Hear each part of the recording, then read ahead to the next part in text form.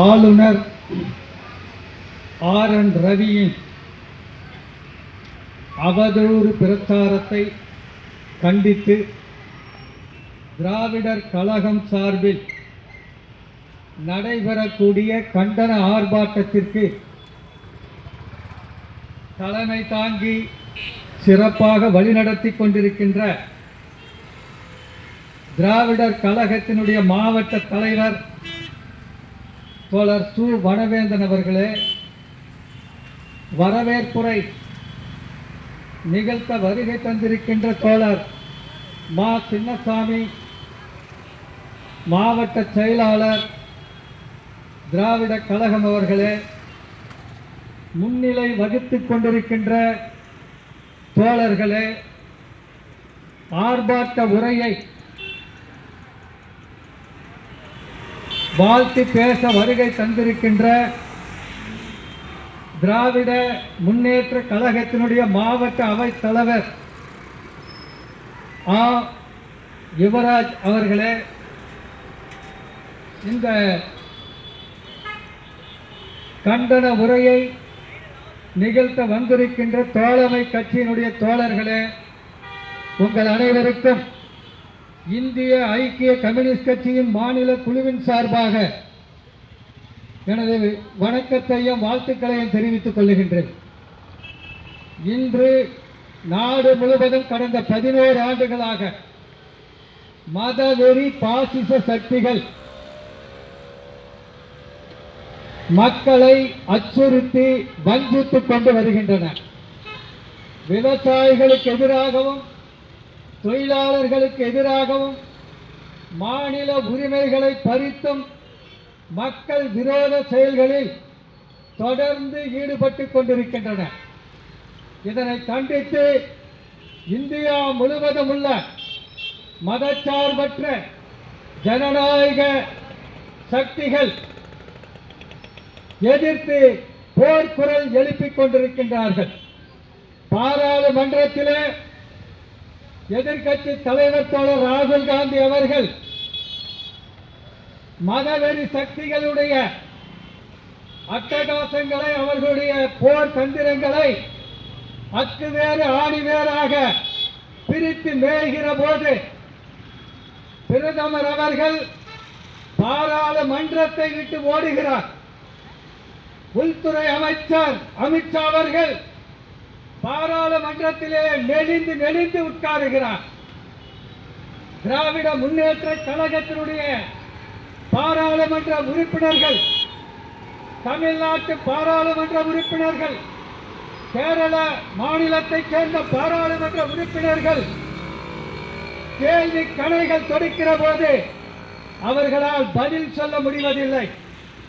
அதற்கு மாறாக மிரட்டல் விட்டு பார்க்கிறார்கள்.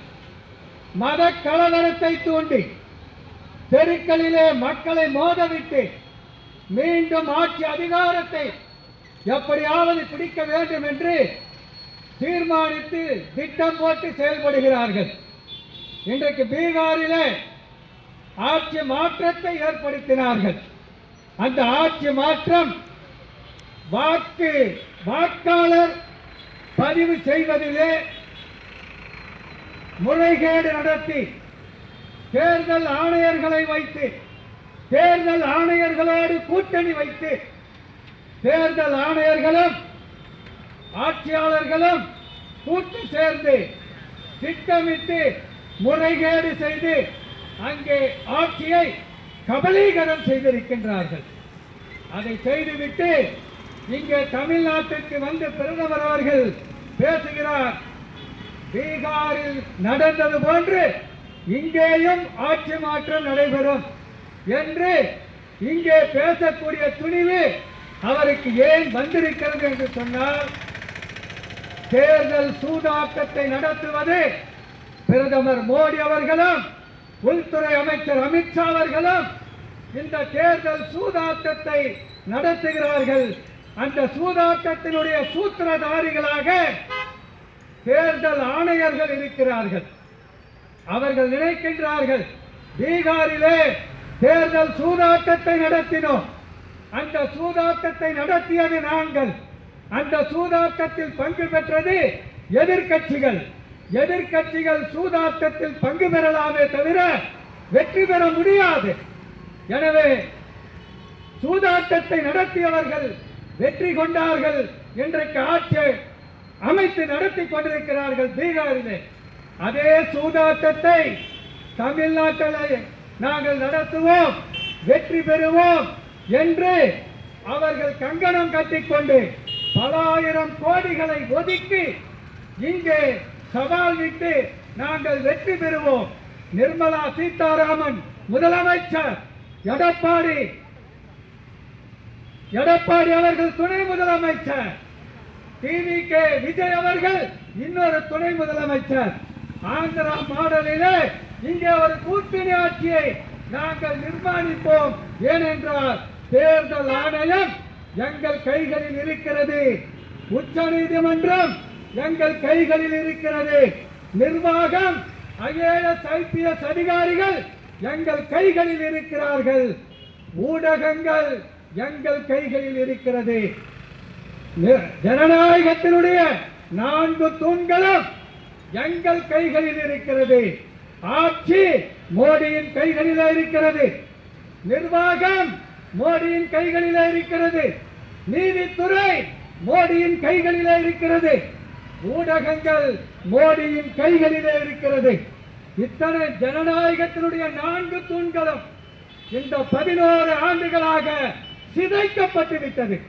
அதன் காரணமாக 700 விவசாயிகள் ஓராண்டு காலம் போராடி 700 விவசாயிகள் கொல்லப்பட்டார்கள். அந்த போராட்டத்தில் தங்களுடைய தியாகங்களை செய்து அந்த சட்டங்களை, வேளாண் சட்டங்களை திரும்ப பெற வைத்தார்கள். இப்பொழுது தொழிலாளர்களுக்கு எதிராக சட்டங்களை கொண்டு வந்திருக்கிறார்கள். தொழிலாளி வர்க்கம் இந்தியா முழுவதும் இனி போராட போகிறார்கள், போராடி கொண்டிருக்கிறார்கள். அந்த சட்டங்களுக்கு எதிராக போராடி கொண்டிருக்கிறார்கள். நம்முடைய தமிழ்நாட்டு முதலமைச்சர் அவர்கள் பாசிச மதவெறி பாஜக ஆட்சி தமிழ்நாட்டிலே ஒரு மத கலவரத்தை தூண்டி தமிழ்நாட்டினுடைய எதிர்கால வளர்ச்சியை பின்னோக்கி இழுப்பதற்கு நாங்கள் அனுமதிக்க மாட்டோம்.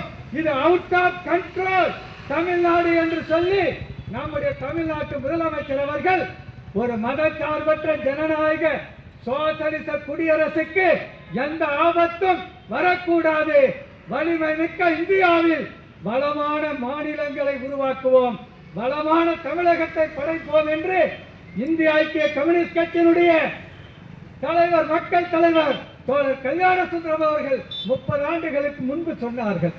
இன்றைக்கு வலிமைமிக்க இந்தியாவில் வளமான தமிழகம் வேண்டும், வளமான தமிழகம் வேண்டும் என்று சொன்னால் ஒரு மதச்சார்பற்ற ஜனநாயக சோசலிச கூட்டணி ஆட்சி தமிழ்நாட்டிலே வர வேண்டும்.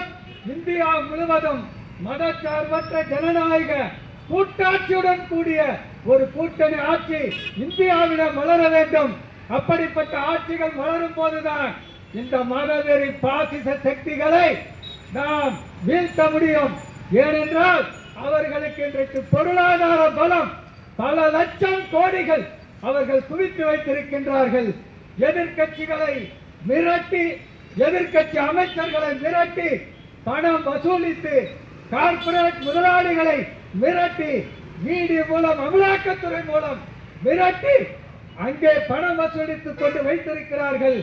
எதிர்க்கட்சிகள் மீது அமலாக்கத்துறையை ஏவி விட்டு கைது செய்வோம் என மிரட்டி எதிர்க்கட்சிகளை மிரட்டி கூட்டணி சேர்க்கின்ற ஒரு கலாச்சாரம் இந்தியாவிலே அமித்ஷாவும் மோடியும் கொண்டு வந்திருக்கிறார்கள். இது ஜனநாயகத்திற்கு நல்லதல்ல, இது ஜனநாயகத்திற்கு ஆபத்து.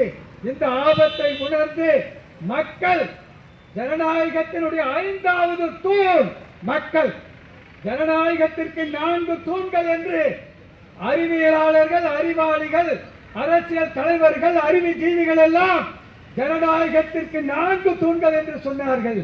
அந்த 4 தூண்களும் இன்று சிதைக்கப்பட்டு விட்டது. இங்கே தமிழ்நாட்டிலே ஒரு நீதிபதி கொடியேற்றலாம், கோவிலுக்கு கொடியேற்றலாம் என்று தீர்ப்பு வழங்குகிறார்.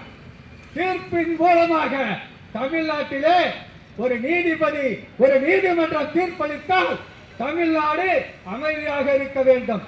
ஆனால் இன்றைக்கு ஒரு தீர்ப்பு ஒரு கலவரத்தை ஏற்படக்கூடிய வகையில் அந்த தீர்ப்பு அமைந்திருக்கிறது.